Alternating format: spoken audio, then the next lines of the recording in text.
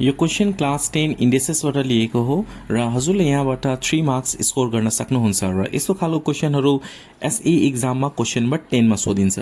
So you can see here a question solve 5 power x plus 1 plus 5 power 2 minus x is equal to 126। So let's take start. यहाँनिर plus छ भने हामी के को फर्ममा लेख्छौं, मल्टिप्लाई को फर्ममा लेख्छौं। So 5 power x into 5 power 1 plus छ भने मल्टिप्लाई को फर्ममा लेख्ने, माइनस छ भने डिवाइड को फर्ममा लेख्ने। कसरी डिवाइड को फर्ममा लेख्ने, लुक एट हियर।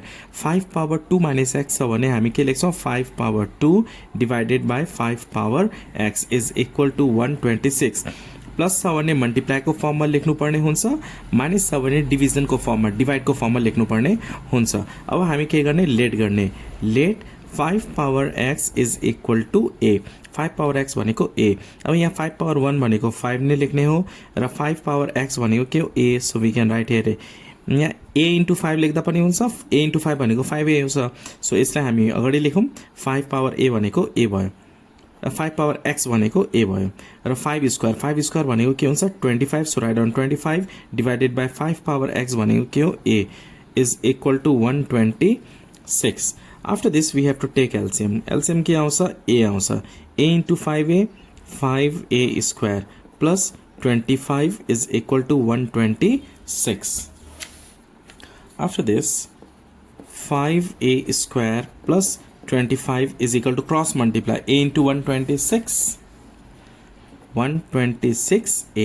अब यसलाई हामी के गर्नुपर्ने हुन्छ, अरेन्ज गर्ने। यसलाई 126a लाई चाहिँ हामी के गर्ने, लेफ्ट साइडमा ल्याउने। So we can write here 5a square minus 126a plus 25 यहाँ छ। So plus 25 is equal to 0। Now we have to factorise. यसलाई फ्याक्टराइज गर्ने। So we have to multiply 5 into 25। 5 into 25 125 हुन्छ।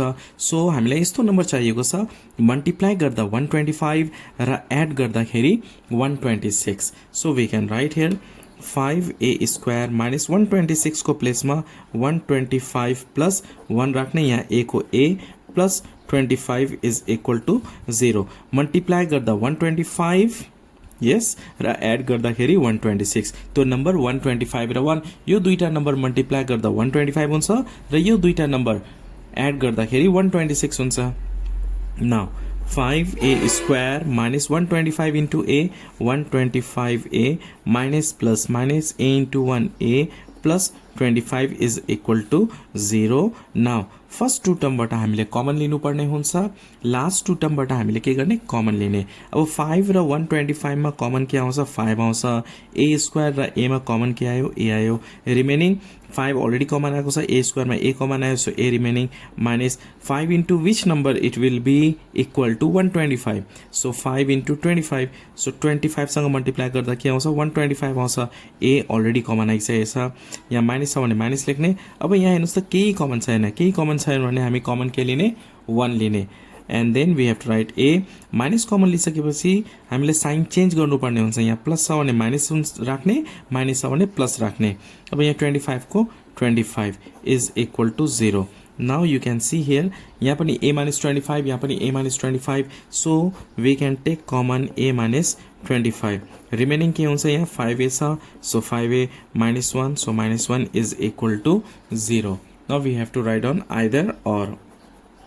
Either a minus 25 is equal to 0, a is equal to 25। a को प्लेसमा हामी के late गरेको थियौं, 5 power x। सो a को प्लेसमा हामी के राख्ने, 5 power x is equal to 25 भनेको 5 स्क्वायर। 5 स्क्वायर भनेको 25 हुन्छ। अब हेर्नुहोस् त, बेस सेम 5 5 बेस सेम छ र इक्वलमा छ भने पावर पनि इक्वल हुन्छ।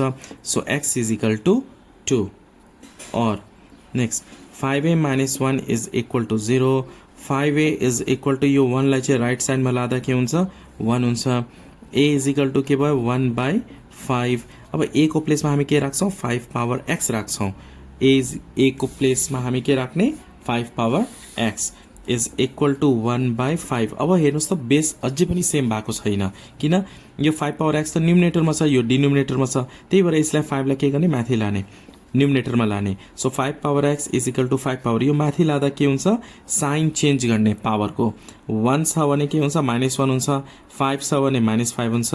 पावरको साइन चेन्ज गर्नुपर्छ, 5 को अगाडि नेगेटिभ दिने होइन, पावर चाहिँ चेन्ज हुन्छ, पावरको साइन चेन्ज हुन्छ। अब हेर्नुहोस् त, base same, base same 5 5 and in equal also, so power also equal, so x is equal to हामी यहाँ के लेख्छौं -1. Hope you understand this question. Now look at next one. Here we have another question. 9 power x plus 1 by 9 power x is equal to 9 1 by 9. So सुरुमा यो क्वेशनमा हामी late गर्ने, late 9 power x is equal to a b z y j let गर्दा पनि हुन्छ, x चाहिँ late नगर्नुस् किनभने x already यहाँ हामीसँग छ, अरु जे लेट गर्दा पनि भयो. ओके, सो प्राय a और a and k लेट गरिन्छ, so you can let here 9 power x is equal to a. और अब 9 power x को प्लेसमा हामी के राख्छौं, a राख्छौं, so a plus 1 by 9 power x को प्लेसमा a राख्ने, so we can write here a 9 9s are 81 plus 9 9s are 81 plus 1 82, so we can write here 82 divided by 9. यो दुईटा multiply गर्ने र 1 के गर्ने add गर्दिने, 9 into 9 81 plus 1 82. now we have to take LCM. अब LCM लिने, LCM के आउँछ, यहाँ a छ भने a एलसीएम आयो, a into a के हुन्छ, a स्क्वायर हुन्छ, प्लस को प्लस 1 को प्लेसमा 1 राख्ने is equal to 82 divided by 9. अब हामी के गर्छौं, cross multiply, a 9 into a square 9a square हुन्छ, plus 9 into 1 9 is equal to a into 82 82a cross multiply गरेको छौं हामीले. त्यसपछि यो 82a लाई चाहिँ लेफ्ट साइडमा ल्याउने, लेफ्ट साइडमा ल्याउँदा साइन चेन्ज गर्नुपर्ने हुन्छ. यहाँ पोजिटिभ छ भने हामी के राख्ने, नेगेटिभ राख्ने. 82a छ, so 82a plus 9 plus 9 is equal to 0. Now we have to factorize. यसलाई के गर्ने, अब फ्याक्टराइज गर्ने. सो फ्याक्टराइज गर्दाखेरि कोफिशिएन्ट अफ a स्क्वायर को अगाडि के छ, 9 छ र कन्स्टेन्ट नम्बर 9 छ, यो दुईटा मल्टिप्लाई गर्नुपर्ने हुन्छ. 9 into 9 81, मल्टिप्लाई गर्दा 81 र एड गर्दा 82. हामीले यस्तो नम्बर चाहिएको छ, मल्टिप्लाई गर्दा 81 र एड गर्दा 82. सो त्यो नम्बर हो 81 plus 1. यो दुईटा नम्बर मल्टिप्लाई गर्दा 81 हुन्छ र यो दुईटा नम्बर एड गर्दाखेरि 82 हुन्छ. यहाँ a को छ भने a नै लेख्ने, plus 9, so plus 9 is equal to 0. Okay, up to here. Now 9a square minus 81 into a, 81a minus plus minus 1 into a plus 9 is equal to 0. Okay, up to here. After this, from here we have to take common, from here we have to take common. 9 र 81 मा common के आयो, 9 आयो. a square a मा common के आको छ, a common आको छ. रिमेनिङ 9 अलरेडी कमन आयो, a स्क्वायर मा a कमन आयो, सो a रिमेनिङ माइनस 9 लाई कुन नम्बरले मल्टिप्लाई गर्दा 81 हुन्छ, 9 9 जा 81, यो a अलरेडी कमन आको छ, माइनस a र 9 मा के कमन आउँछ, 1 कमन आयो. रिमेनिङ यहाँ a को a, माइनस कमन लिइसकेपछि साइन चेन्ज गर्ने, प्लस छ भने माइनस राख्ने.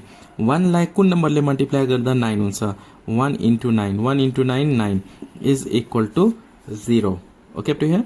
अब हेर्नुस् त, यहाँ 9 minus a 9 minus a, so we can a minus 9 so we can take a minus 9 common. Remaining के हुन्छ यहाँ 9a minus 1, so minus 1 is equal to 0. Okay, up to here.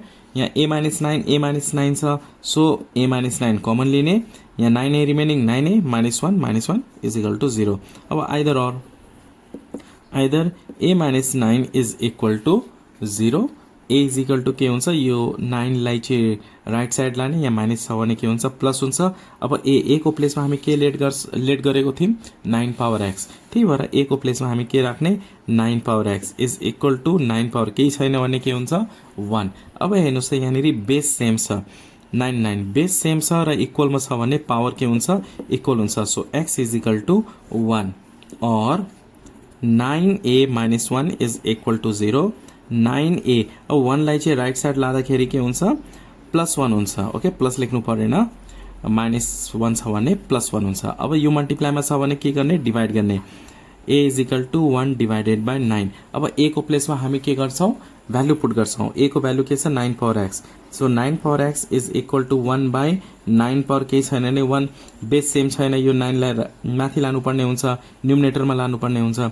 So 9 power x is equal to 9 power के हुन्छ, minus 1, पावरको sign के हुन्छ change हुन्छ negative छ भने पोजिटिभ पोजिटिभ छ भने नेगेटिभ अब हेर्नुहोस् त बेस सेम छ 99 बेस सेम छ र इक्वलमा छ भने पावर पनि इक्वल हुन्छ so x is equal to -1 र हजुरको लागि एउटा होमवर्क पनि दिन चाहन्छु म एउटा क्वेसन होमवर्क यसको एन्सर कति हुन्छ प्लिज कमेन्ट गर्नुहोला सल्भ रहेको छ यो 2x + 1/2 power x is equal to 4 1/4 यो चाहिँ हजुरको लागि होमवर्क एकपल्ट सल्भ गरेर x को भ्यालु कति हुन्छ कमेन्ट गर्नुहोला।